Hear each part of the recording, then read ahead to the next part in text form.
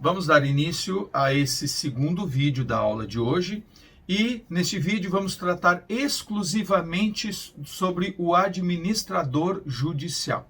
Pois bem, quem é o administrador judicial? O administrador judicial, nós dizemos que, primeiramente, que ele é o administrador da massa falida objetiva. Mas o que é essa massa falida objetiva? A massa falida objetiva é o conjunto patrimonial do falido, formado pelo seu ativo e pelo seu passivo. Ativo, seus bens e direitos. O passivo, as suas obrigações.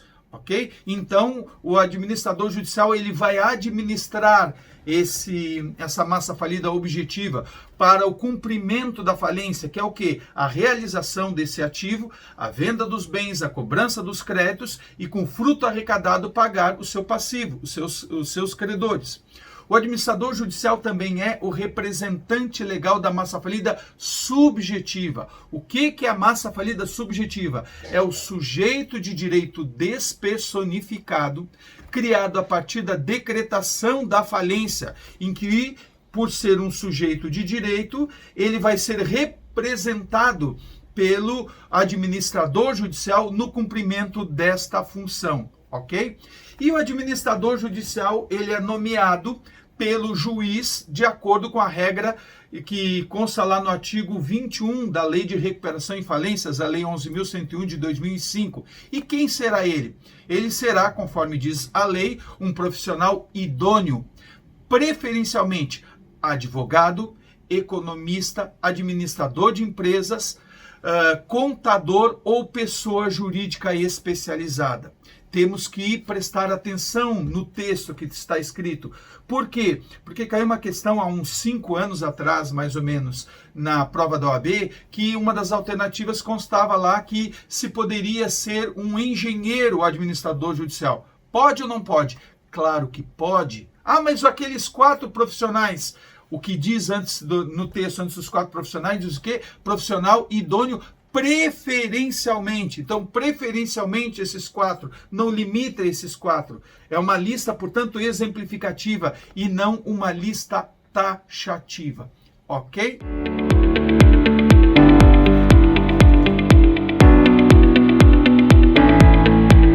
Dando prosseguimento à abordagem referente ao administrador judicial, é interessante nós fazermos uma análise referente à mudança do síndico lá do Decreto-Lei 7661/45 para o agora administrador na Lei 11.101 de 2005.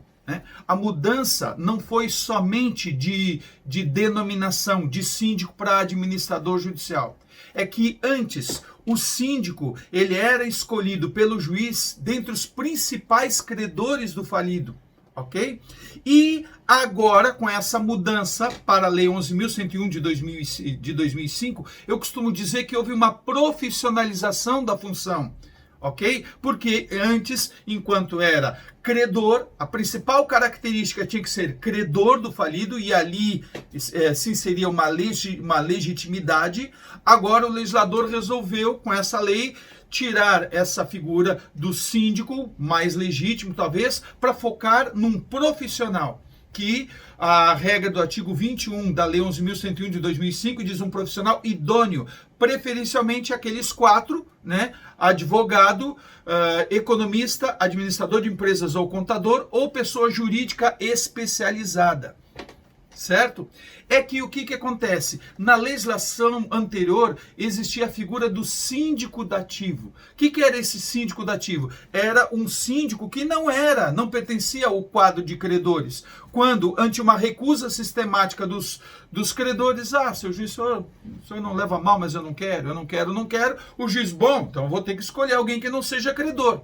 Porém, um juiz, num determinado momento, chegou e disse, deve ter olhado lá os credores e, acho que não é bom não, eu vou nomear um síndico dativo já direto. E essa questão foi ao judiciário que firmou uma jurisprudência de que o juiz, caso entenda necessário, ele poderia nomear já desde logo um síndico dativo. Ora, essa legislação absorveu essa situação e profissionalizou já na própria lei, o que particularmente eu acredito que é bastante interessante. Então, né, houve essa modificação de nomenclatura.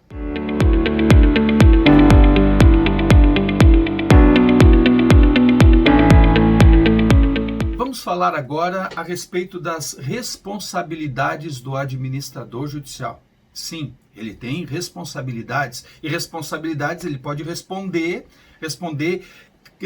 criminal e civilmente. No aspecto criminal, de acordo com o entendimento do Fábio Lhô Coelho e também de outros doutrinadores, o administrador judicial, em razão da sua função, ele responde como se funcionário público fosse, né? E aí os crimes que podem ser imputados a ele, né, são típicos de funcionário público, como, por exemplo, prevaricação, peculato, ok? Então, em razão dessa confiança do munus público que ele exerce a sua função. Agora, civilmente também, quando ele causa prejuízos à massa. Porém, é importante esclarecer o seguinte, que até o final da falência, apenas a massa falida tem legitimidade para responsabilizar civilmente o administrador judicial. E o conjunto de credores só terá legitimidade para acionar o administrador judicial que tiver causado prejuízos à massa após o encerramento da falência. Mas por que isso? Por que os credores somente podem acionar o administrador judicial após o término da falência? Sabe por quê? Porque só após o término da falência é que vão se configurar os prejuízos causados aos credores. Por que isso? Porque até a falência, por exemplo, é possível que tenha causado algum prejuízo para a massa falida, mas esse prejuízo não tenha sido estendido de forma particular àquele credor. Por exemplo, em razão da ordem classificatória, ele recebeu dele, o prejuízo ficou para os que estão mais abaixo na classificação. Então ele vai pedir indenização do quê? Se ele não teve prejuízos. Ok? Então, até o término da falência, a massa falida. Obviamente, a massa falida já representada por outro administrador judicial, porque aquele administrador judicial que causou prejuízos à falência já foi substituído ou destituído pelo juiz.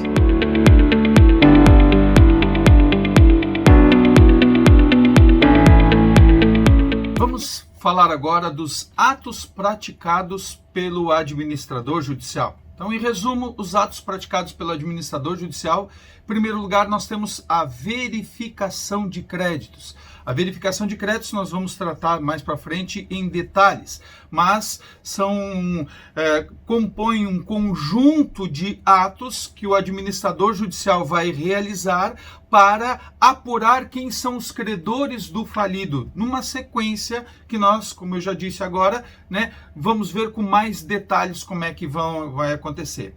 Também ele vai ter que providenciar um relatório inicial, que esse relatório inicial compõe justamente de uma apuração das circunstâncias que levaram o falido à falência. E ele vai ter que fazer essa apuração e vai apresentar ao juiz dentro de 40 dias do ato que ele praticar de comprometimento, de posse, como administrador judicial. Deste relatório inicial podem emergir evidências da prática de crime falimentar, que aí vai ser encaminhado para o Ministério Público, que, caso entenda ser o correto, vai apresentar denúncia por crime falimentar. Ok? Também o administrador judicial vai ter que prestar contas mensais. Essas contas mensais, elas devem ser apresentadas até o 10º dia do mês subsequente àquele mês que essas contas devem ser apuradas. Essa prática, esse ato obrigatório ao administrador judicial decorreu em razão de que na legislação anterior havia um afastamento do conjunto de credores da administração praticada pelo síndico, então figura correspondente na época. Então, esse relatório dessas contas mensais, elas dão uma maior transparência à administração praticada pelo administrador judicial. Também o administrador judicial vai ter que praticar a liquidação do ativo. O que é a liquidação do ativo? Os bens e direitos vão ter que ser transformados em dinheiro. Vai ter que ser vão ter que ser vendidos os bens do falido na forma estabelecida na lei, como nós vamos ver mais para frente, cobrados os créditos, o fruto dali arrecadado ser utilizado para o pagamento do passivo. Pagamento passivo mais um ato. E esse pagamento do passivo obedece a uma ordem classificatória estabelecida lá no artigo 83 da Lei de Recuperação em Falências, a 11.101 de 2005, de acordo com como nós vamos ver mais para frente. E, por fim, né, obviamente, em resumo, o relatório final, que ele vai dar contas do que aconteceu na falência, de quem eram os credores, o total dos créditos, enfim, do quanto que foi arrecadado e quanto que foi pago e quais as obrigações que o falido permanecerá.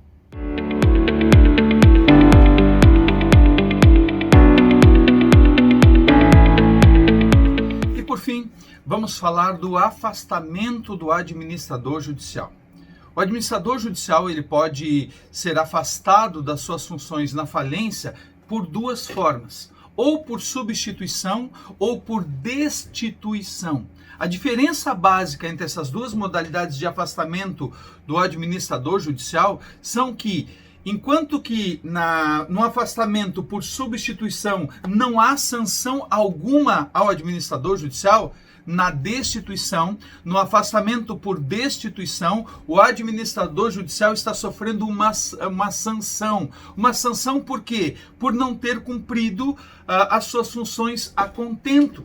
Por exemplo, ele agiu com culpa, negligência, imprudência, né? Por exemplo, ele deveria ter tomado algumas atitudes que não tomou, por exemplo, para preservar o ativo do falido. Imaginemos que houvessem bens deterioráveis, que ele tivesse que tomar alguma atitude para conservá-los, colocar em câmara fria, por exemplo, e não o fez, né? Ou outras situações mais graves ainda, com dolo, né? Enfim, que ele tenha praticado alguma subtração de algum bem, vários exemplos que aí caracterizam a destituição. O administrador judicial afastado por substituição, ele pode voltar a ser administrador judicial em outra falência ou recuperação a qualquer tempo. Já o administrador judicial afastado, né, afastado por destituição, esse somente poderá voltar a ocupar as funções de administrador judicial após transcorridos 5 anos, ok? E com isso, nós concluímos esse segundo vídeo da aula de hoje e voltaremos com os vídeos da próxima aula. Até já!